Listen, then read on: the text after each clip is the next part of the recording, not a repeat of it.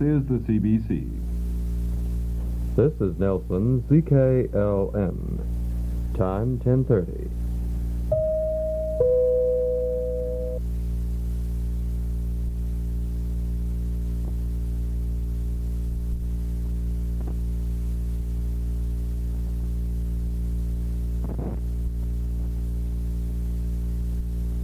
The interior city of Kaslo, British Columbia, is today celebrating its 60th year of incorporation. With this in mind, the Canadian Broadcasting Corporation is happy to bring you a special broadcast in honor of the celebration. David Scott, a resident of the interior region, has written a documentary play on the history of this beautiful city on the shores of Kootenay Lake. Herewith, Mines and Cherries, in celebration of Kaslo's 60th anniversary, starring Dorothy Fowler and Stan Jones as Kaye and John. And now we move from our studios in Vancouver to the bluffs overlooking Kaslo, right beside the school, as a matter of fact, where Kaye and John are enjoying the scenery surrounding the city.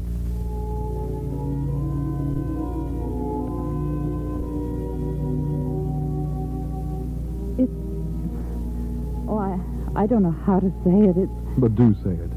I brought you home to see it. Now, what do you say? Just let me look at it.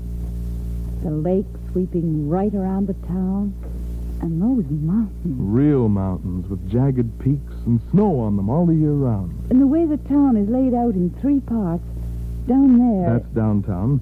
This is uphill. With a bridge between. No, dear, no. Kasloite will stand for that. It's not just a bridge, it's the Trestle Bridge.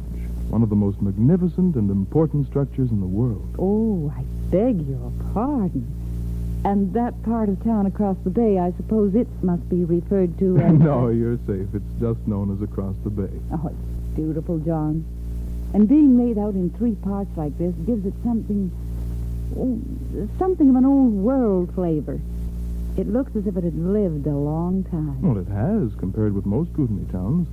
Remember, I told you Kaslo started in 1891. Yes. Ever since we mentioned this trip home for the Jubilee, you've been reading that little book and feeding me scraps of information.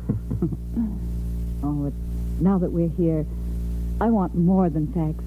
I want background, imagination. I want to know how Kaslo began and what happened to it in 60 years. And I don't just want to know, I want to feel it. Ye gods. Come on. We can see almost the whole town from here. We can imagine we're seeing what happened here. Now, why did Kaslo appear in the 1890s? Because that was the time when the Kootenays were opening up. The mountains were full of prospectors. Then it was part of a trend, an era. Yes, between the Caribou Gold Rush and the Yukon strikes in 98, the Kootenay was the land of opportunity. Prospectors streamed in from all over the world, not panning for gold, but looking for veins of silver, lead, and copper in the rocks. And I gather they found them. I'll say they did. Mines, there were mines in every mountain. There were the Leviathan and the True Blue over there, and the Whitewater and the Cody back there towards Sandon, mines up in the Lardo country, mines at Ainsworth. There were mines all around this place. Then it all started suddenly. Kaslo appeared suddenly. With a rush and a bang. About 1892, a prospector made a big silver strike. Word got around and people poured in. How did they come? By boat. Paddle wheel steamers up the lake from Bonner's Ferry, loads and loads of them. I can see it, John. I can see how it happened. One day it was just a heavily timbered promontory with the lake curling gently around it, quiet, peaceful. And then, around that point comes a steamer, chugging towards the beach down there. And we're on it, John. The heck we are. Yes, a young couple heading for the new land of promise. All right, we'll play pioneers. There we are, back on the deck of that old paddle wheel.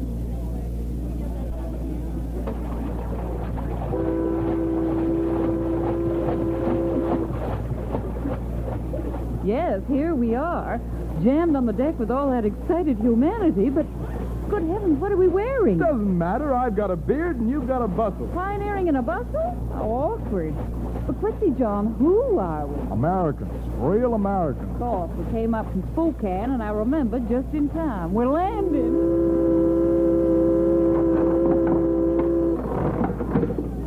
Gangplank's down, Katie. Come on, I gotta get at them mountains. John, you get back here and help me carry these provisions. I John? can't help it, Katie. I'm being pushed ashore with the crowd. Well, you just put yourself back again. You'll help me get this stuff ashore before you do another thing. Yes, Katie, I'm coming.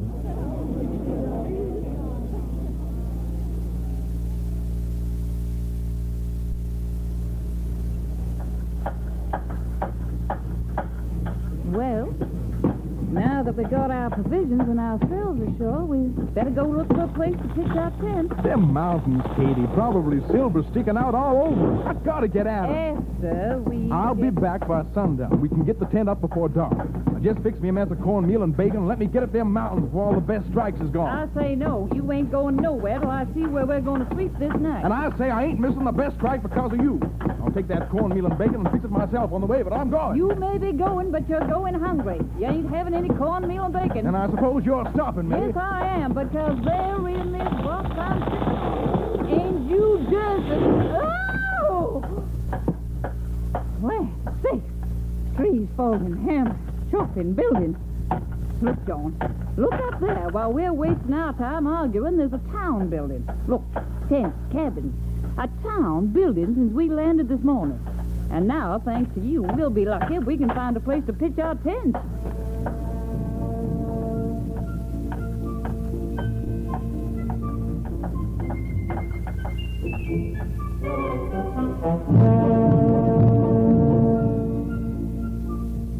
Did it happen like that, John?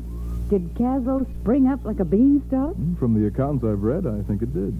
Oh, what did it look like then?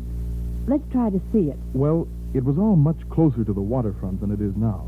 And everyone remembers that because of what happened later. Well, don't jump ahead. In the beginning, Main Street down there, what was it like? Ruts and stumps and boulders, which no one had time to remove. No sidewalks and buildings jammed on either side of it right down to the water's edge. They'd be made of logs or rough lumber, I suppose. But with all those strange aspirations towards grandeur, you know what I mean. Buildings with high wooden facades and bits of scrolly doodahs all over them. Oh, yes, lots of that. And stores selling, what would they sell? Flour, hardware, and hard liquor all together. And there were barber shops, about 14 of them, 20 or 30 saloons, and the famous Theatre Comique. The what? Well, haven't I told you about the Theatre Comique? It was mainly a girly show on a very grand scale. Actually, a theatrical circuit operating out of Spokane. Not a very savory reputation, but sometimes it brought outstanding artistes of the day to Kaslo. Outstanding artistes in a mining camp? Well, there were 6,000 people here within 2 years. Kaslo was the largest town in the Kootenays. Of course, it was a city by 1893. And the people, they would be... Everything, but predominantly rough and ready like the place and the time. What does that mean exactly? Well, most of the continent was in a slump. Many of the people who came here came because they had to make a fresh start somewhere. And they knew they were taking a chance. It wasn't a picnic to them. And, of course, there were the get-rich-quick people who had ridiculous ideas of the country's wealth and how it was to be obtained. And I suppose there'd be gamblers and saloon operators and shady ladies, all the fabulous characters who appeared later in the Yukon. Yes, all of them. Here in the flesh. Blackjack and poker games running all day and all night. Liquor flowing across the bars in a steady stream. But what did they do when they weren't celebrating? Worked in the mines, hauled loads of ore in wagons with 4-horse teams from the mines to Kaslo. Loaded the ore onto barges down there at the waterfront. Ran livery stables and blacksmith shops. See, the mines were business. They made everybody busy. And, of course, there were the prospectors out in the mountains looking for strikes, rushing in to stake their claims, trying to sell them or find somebody to finance their development. The feeling must have been feverish, temporary. They must have known it couldn't last. Oh, no, they didn't. But up to this time, Kaslo couldn't have had much feeling of being a city or even a community. What made it simmer down and gel? Time, events, and disaster, beginning with the black year of 1894. Yes, you've told me about that. You know, John, I don't think it just happened out of the blue. I think one thing led to another. You could see it coming. Perhaps, starting with the fact that the pinch the rest of the world was feeling began to be felt even here in the boomtown. The prices of silver and lead dropped. some of the mines closed. And then it was a long, tough winter, more men out of work. And here they were, all stuck in Kaslo. And all disgruntled because prosperity had suddenly faded. And you could feel that, John. You could feel it in the town that night. When was it? A Saturday in February 1894. And if we were that couple who came off the boat, what would we be doing? No, I suppose I wasn't any great shakes as a prospector. I worked in the mine for a while. Now it's closed. We're just getting by, living over there behind Front Street in a log cabin with coal oil lamps and a big combination heater and stove. And we're sitting there this cold Saturday night, and I'm thinking that I don't like the sounds outside. I don't like the sound of men and women walking up and down and talking to each other.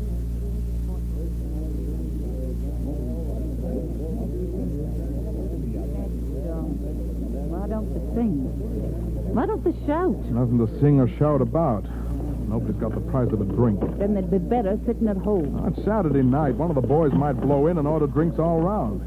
I think I'll go uptown and see if Shorty come down. No, you won't. You ain't going uptown to wait for one of the boys to buy you a drink. That's what they're doing out there, walking up and down, waiting and hoping. We haven't got nothing else to do. Some of them are looking for more than drinks. Looking for something to eat, you mean? Yeah, been pretty slim for some folks last few months. Oh, it ain't no way to live. What happened to all the money them folks made when the mines were running? Gambled away, drunk up and squandered. All them folks have thought about since they got to Kaslo. And we ain't much better. At least we wouldn't have been if I hadn't watched you. We'll get through till spring, then things will open up again. We'll get through, and then we'll go on living the same way, being a part of all this. Well, Kaslo's all right when she's going good. No, it ain't all right. All them folks walking up and down out there, thinking about getting a drink, getting enough money to play poker, even just getting something to eat. That ain't right. Kaslo ain't right when folks don't think about anything except living fast and wild. Nothing's right. And things can happen. Happen? What do you mean? I don't know. Just them out there, restless, discontented, not caring about anything except the fun they can't buy. Sort of scare me. They could make something happen. Oh, now you're talking crazy. No, I ain't. I don't like it. When spring comes and we get a little money again, I say, let's get out. And I say, when the mines are running again, you'll forget all about it. No, I won't, John. I mean it.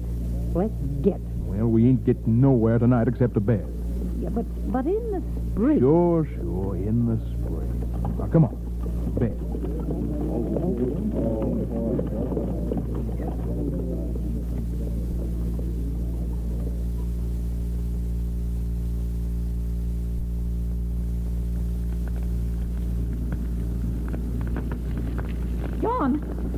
John, in the name of Goshen, man, wake up. What's the matter now? Look, the town's on fire. The whole town's burning, John. Well, don't stand looking at it then. Get your clothes and get on out. Come on, get moving.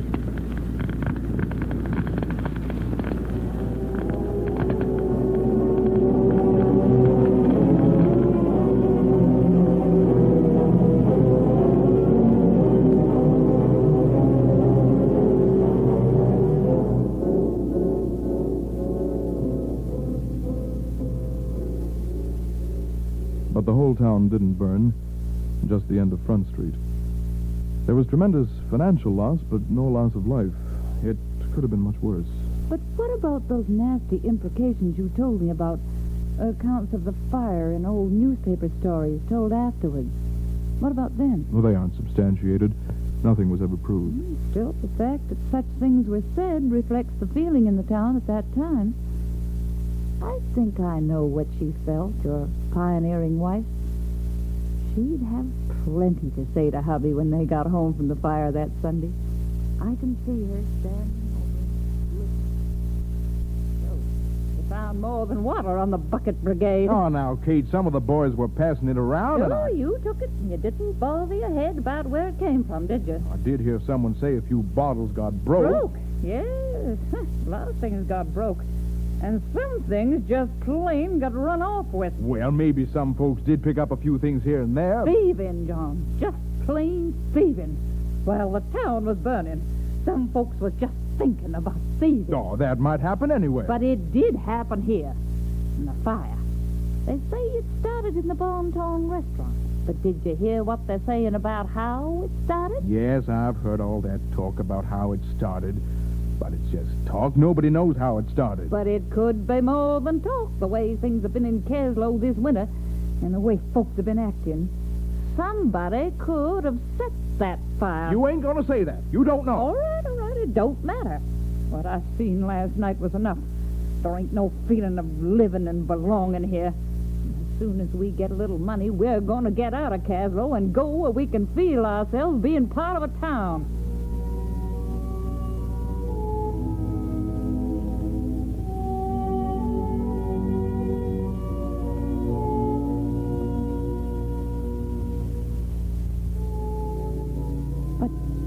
Perhaps something intervened. Yes, the weather. The fire was in February, and all through March and April, the snow lay 10 to 20 feet deep in the mountains. People were beginning to be worried about the spring runoff, and, well, they might have been. For the month of May brought abnormally hot weather. I imagine that you would be saying something like this. Oh, I've never been so hot in my life. And it comes so sudden it takes the body's breath away. Yeah, the lake come up yesterday. Most of them houses on the point are flooded. Is it going to keep on coming up? Nobody knows. Nobody never seen weather like this before. But I guarantee she'll soon be here, Kate. What, the lake? Yep, she'll be lapping at the floorboards here. Then what are we going to do? Get up there on the bluff with the other folks. We still got the tent we used the first summer.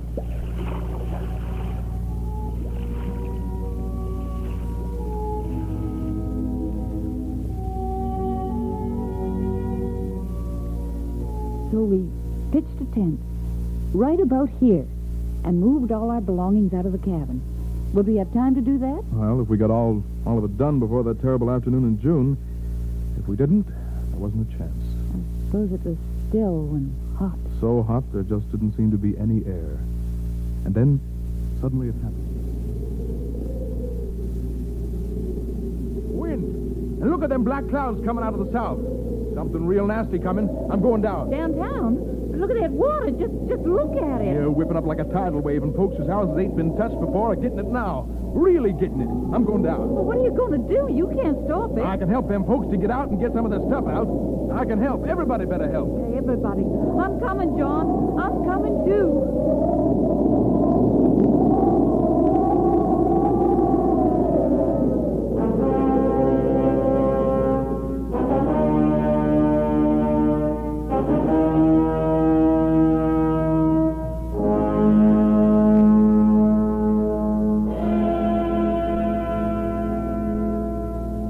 The storm finished it. Kaslo Creek jumped its banks. The lake surged in on two sides. And about 80 homes and buildings were swept away. But perhaps it wasn't finished.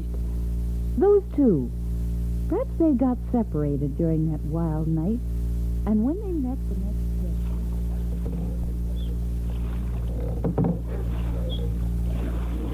day... The cabin's gone, Kate.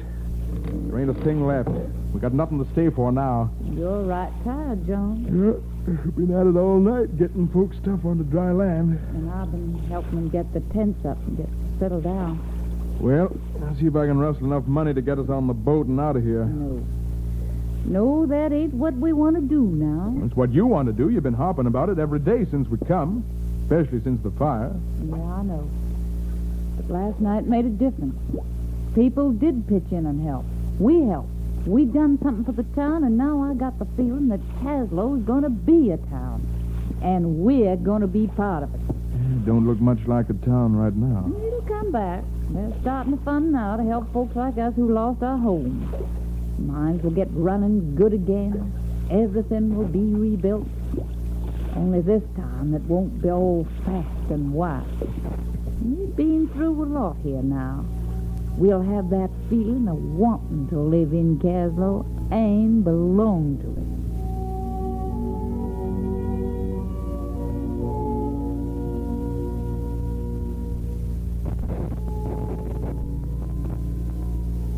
I don't think anyone saw it in quite such clear retrospect. But that's what did happen. Yes, after a few more setbacks. The town was rebuilt further back from the waterfront and on much more substantial lines. The mines ran full blast again. A railway was built from Sandon to Kaslo, and thousands of tons of ore passed over it to be towed down the lake on barges and shipped to smelters. Kaslo settled down to an era of solid prosperity, and the wildness slowly subsided. But they stayed? Those people who came in on the first wave of mining interest? Enough of them. The big boom faded about 1900, but mining interest has waxed and waned ever since. Sure, those first settlers are still here, or their descendants are. Then the next wave of settlers must have been... The utterly charming and pleasantly mad, the fruit ranchers. Your dad was telling me. But what exactly were they going to do? Live the fuller life. They arrived complete with solid oak furniture, family silver, and all the trappings. They had means, limited or affluent, and they settled on those benches across the bay, and back there behind Kaslo. They built large houses on the English style, surrounded by orchards, and they were going to watch their cherries ripen in the sun, pick them, sell them, and spend the rest of their time just living graciously. But it wasn't a fairy tale. I suppose they were faced with one crisis after another. And one which occurred with alarming frequency was the cherry check, which didn't materialize. The growers' union trouble your dad was talking about. Mm-hmm. Oh, we must get at these people, John. What was the period? Oh, before the First War, and again right after. All right. Before, say, about 1913, we're living in one of those old houses across the bay. I'm full of airy enthusiasm and trying to be offhand about everything. But in spite of that, you're really shaken to the core. It's 4:15, and I haven't come in. This is, it's... Utterly unmoving. Exactly.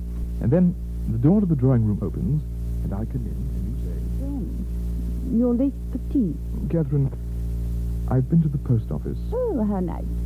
Was there anything from home? Shall I get the tea now, dear? Never mind the tea, Catherine. John.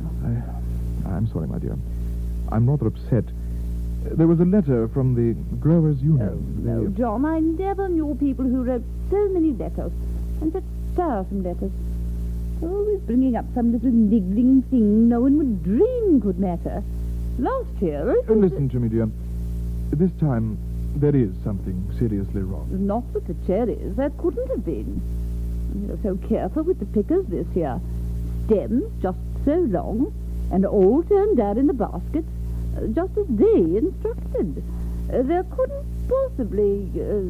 Will you listen to me, Catherine? It wasn't the picking or the packing. But by the time our cherries got to wherever they were sold, the market price had dropped. The wretched cherries sold at a loss. Very unfortunate for the growers. And for us, because we are the growers. And now it seems that we shall have to pay $6.49 to, they say, to defray the cost of shipping and handling. Then let them take it off the money they owe us for the cherries. Quite simple. My dear, I'm trying to explain. They aren't going to pay us any money for the cherries, but we have to pay them. Utterly ridiculous, John. Let me see the letter. You must have it all mapped out. We aren't going to give them the cherries and then pay them money as well. Read it, then. I thought it was impossible at first, but I talked to several neighbors along the road. They all got the same letter, and they all say that's what it means. Yes, I see. That is what they say, but I can't believe it. All our summers were for nothing. They didn't pay. They didn't pay at all, John. No, we're in the red. Just in the red. Would you like a cup of tea now? No, thank you, but if you don't mind, I think I'll go for a walk.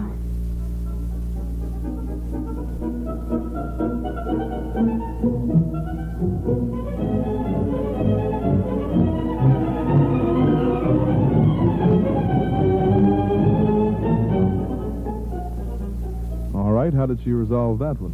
I wonder. Yes, I think I know. Mm-hmm. She walked out there along the bay, and about an hour later, she burst into the house again. Oh, I've got an idea. A marvelous idea. Yes, dear? I met them on the Bay Road. A couple, Americans. They're trying to get away from something. What?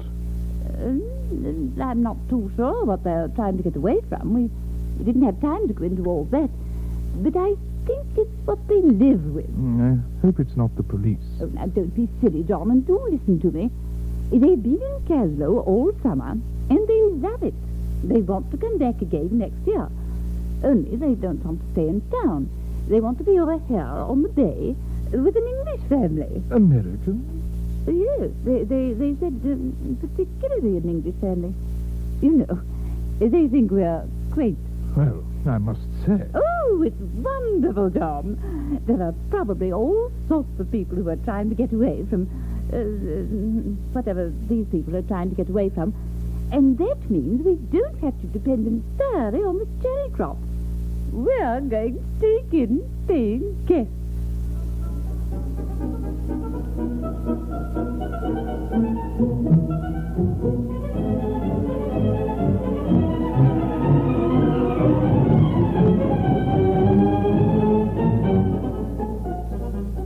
I suppose she might have met the first genuine tourists wandering along the Bay Road in 1913. But what did they do, these English people, when the cherry ranching didn't work out? It did work out. Cherry ranching was a tremendous industry here from 1914 to about 1924. They shipped boatloads of them out of Kaslo, and they were acclaimed the largest and finest cherries in the world. They won first prize at the Wembley exhibition on several occasions. But you say all this in the past tense. Why isn't it still happening? Well, I suppose because it was all too uncertain. Markets, crops. You couldn't depend on cherry ranching for a living, so most of those English settlers kept it as a sideline and went in for something else as well. But they stayed. The cherry ranchers assimilated with the miners to make Kaslo. That's right. And I think the two elements mixed together give it a slightly distinctive flavor. Was anything else added? Well, a large influx of Japanese during the last war, and some of them have stayed. They brought more charm and perhaps a slight tang, because one hardly expects to find them here. 60 years. From a wild boom town to a modern little city. And what's in the future, John? Well, perhaps the mines again. A lot of them are running. Perhaps that new road they built into the undeveloped Lardo country last year. There could be a lot of excitement up there. Mining, logging. Perhaps all those things lie in the future for Kaslo. And perhaps most of the promise lies in just what we're looking at. To live with this panorama before you every day. To know the mountains and the lake in every changing mood. Honey, how would you like me to sell the practice in Toronto and move out here? To live across the bay and grow cherries and raise chickens? It would be wonderful. Come on, let's get out of here before old Kaslo really works her spell.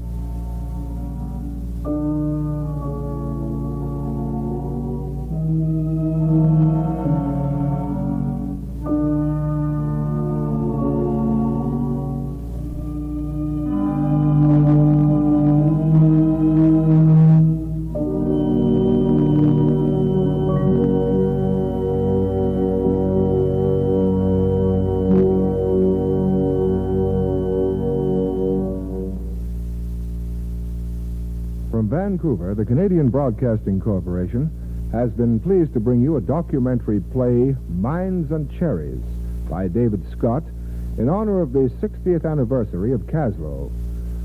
Dorothy Fowler and Stan Jones were starred as Kaye and John. We regret that Mr. Doug Haskins was unable to be with us on this broadcast as advertised. May we take this opportunity of extending the good wishes of all British Columbia residents to the citizens of Kaslo. May your next 60 years be as progressive as the last 60 have been.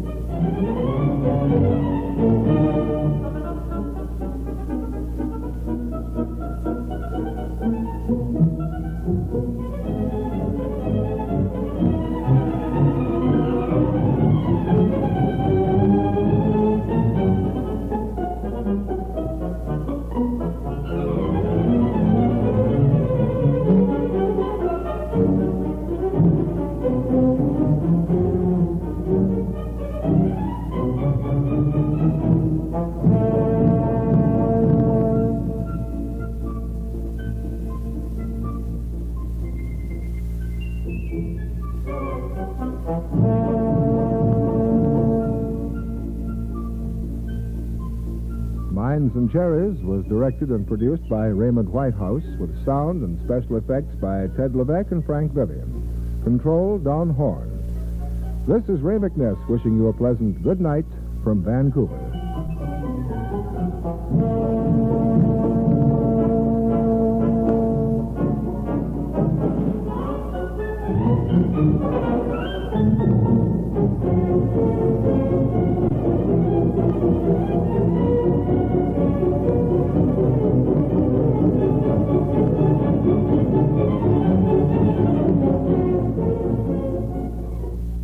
The foregoing was a delayed broadcast. This is the CBC. This is Nelson CKLN.